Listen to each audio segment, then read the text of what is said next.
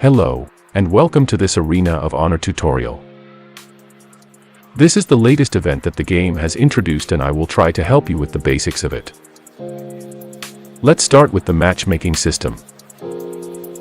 First of all, Arena of Honor is played every Sunday. During the matchmaking phase, you can register for the event by yourself or with a team up to 5 members. There are 6 factions on the map, and every faction consists of 5 to 10 players. This means, even if you have a team of your own, you will most probably be matched with other players to form a faction. Let's move on to talk about more details. This is the grid you will see when you enter the event. It is similar to what we have in Alliance Conquest, but smaller. Keep in mind that your castle is always bubbled during the event, so other players cannot attack your city. Similar to AC, you join the event with 3 million troops and you don't lose them when they are hit. This is the full event map for 6 factions.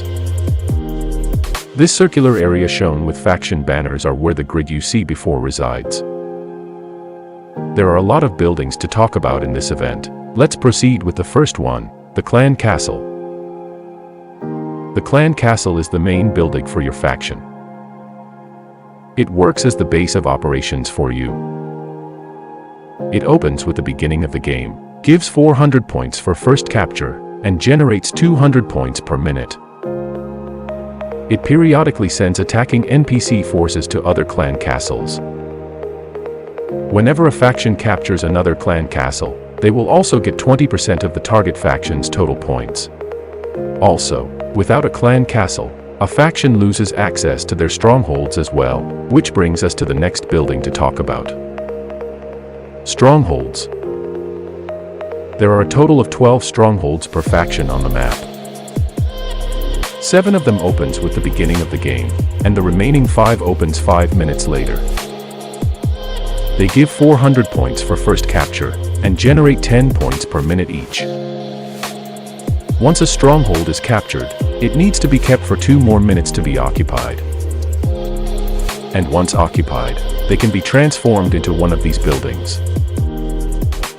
Offensive camp, defensive camp, and trading post.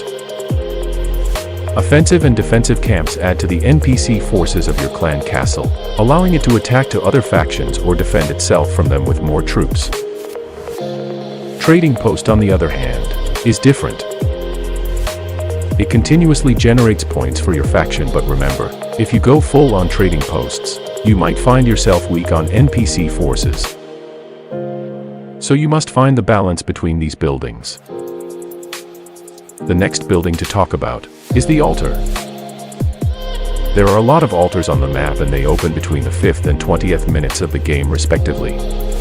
They give 200 points for the first capture, and generate 10 points per minute each. The idea behind the altars are simple. They are the buildings that gives buffs for your faction. Whenever you occupy an altar, it gives you a chance to select between 3 different buffs. Its work mechanic is similar to the buffs of the Narrow Sea event. If you come across the same buff that you have chosen before, you can pick that one more time and level it up. It is an important and a hard task to take control of all the altars, so you must be careful at this point of the game. Another building that opens in the 15th minute of the game is the Set of the 7.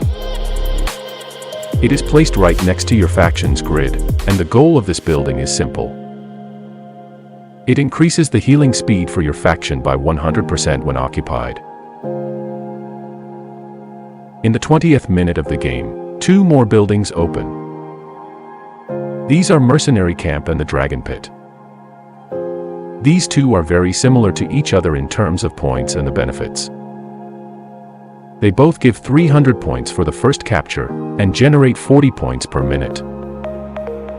Mercenary Camp adds a marching animation to your faction's NPC troops, whereas the Dragon Pit adds a dragon to them.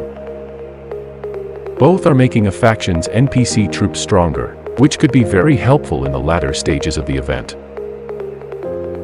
And now it is time for the most important building of all, the City of Glory. City of Glory is the main building of the game and gives the most points of all. Its first capture point is 1200 and generates 300 points per minute. In every 2 minutes, this very building launches NPC attacks towards all factions' buildings. From time to time, it can hurt your faction more than your real opponents. Once a faction captures the City of Glory, they get 20% of the points of all other factions, which can be a huge point income and can be the decider for the event. The final building we have on the map is the mine. It resides to the left side of your grid and works exactly in the same way with the mines we have in Alliance Conquest. They open in the 30th minute of the game and have 16k points inside to be collected. The more troops you have inside the mines, the faster you can gather those points. Keep in mind that you cannot attack another faction's mine unless you have their clan castle. And finally, this is the screen where you can check the rankings at the end of the event. Faction points, heal and elimination rankings, as well as the type of buildings factions were holding at the end are all visible here. This is basically it about the event. I hope it helped you in a way to at least get familiar with it, and will be useful for you in the upcoming matches. Thank you for watching, and I hope to see you on the next video.